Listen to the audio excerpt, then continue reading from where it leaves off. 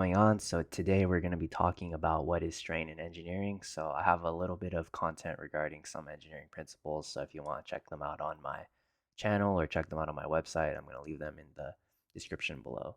But what strain basically is, it's a dimensionless parameter that describes the elongation over the total length of an object. So given material testing, we're going to be like, pulling, say, pulling a rod, and we're going to be performing tensile testing. We're going to be interested in mechanical properties such as stress and strain and uh, various little values like yield strength, ultimate tensile strength. So what strain really is at different stresses in the rod, like let's say tensile testing, for example, we're going to see different stresses. So with respect to those different stresses, we're going to see different strain values, which is really interesting. So ultimately, we care about strain because it's going to be something we're going to be looked at when certain objects are going to be placed under load. Studying the strain of objects is going to tell us when these loads are going to be, off. It's going to verify the loads of various mechanical systems, and we as engineers are going to want to give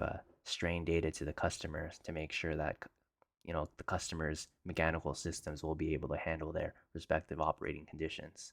So this image right here in the middle is a really good description of what strain is overall conceptually. So we have this initial rod, and then we're going to be placing a load on it. We're either going to be pulling on it, or there's naturally going to be a load on it based on what the system requires, and there's going to be this elongation, call it delta.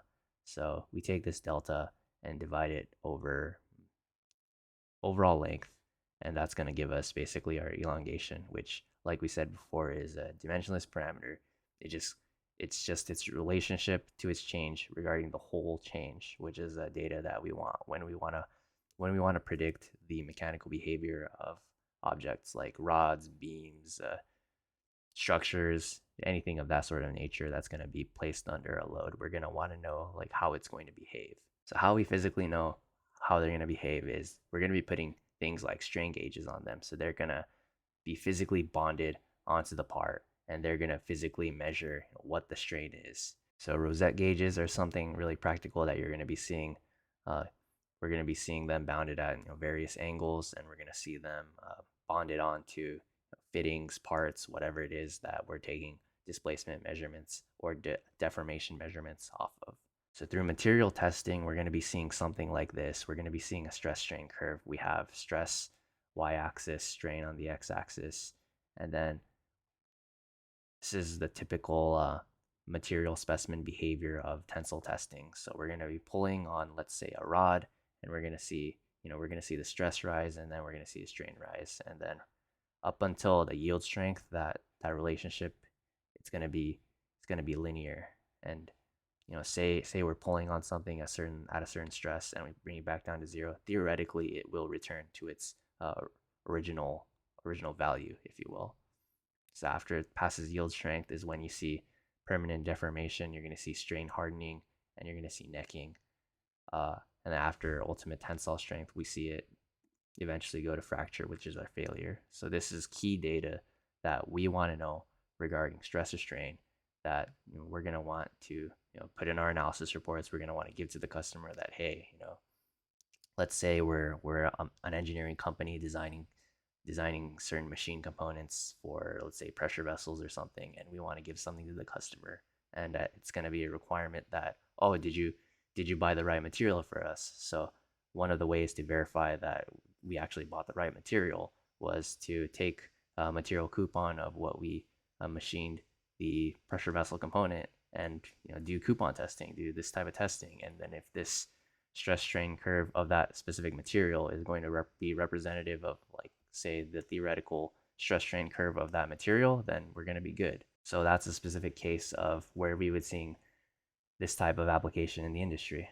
And then here, so this is going to be my website. I have a couple problems in what you're going to see regarding a strain in engineering from a classroom type of problem. So thin aluminum plate, this is going to be bonded under plane stress, and we have strains given at certain directions, certain angles relative to its position, and we want the stress components. We want sigma x, sigma y, tau xy. So normal stress x direction, normal stress y direction, and then shear stress in the x and y direction.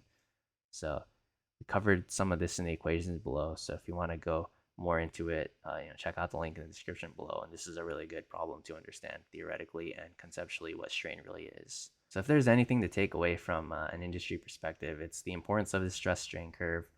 Super important in the industry. Uh, this is basically what's going to tell us, how the material is going to behave. We're going to be getting values like yield strength and ultimate tensile strength, which are going to help us determine allowable stresses and going to be determining our safety factors. So if we want to use a 1-time safety factor, 2-time safety factor, 3-time safety factor, and there's a lot of things associated with engineering from an economic standpoint when we're taking in safety factors such as cost, because say we're going to want to design something to a factor of safety of 3, well, that means something's going to be like a lot thicker, or we're going to use more material. And what does that mean? It's going to be more expensive. So the really hard part in all of this is producing an economic solution that's also engineered from a practical standpoint, which is a really challenging thing to do in the industry. One of the books that really goes really well into that is Mechanical Design by Shigley's third edition.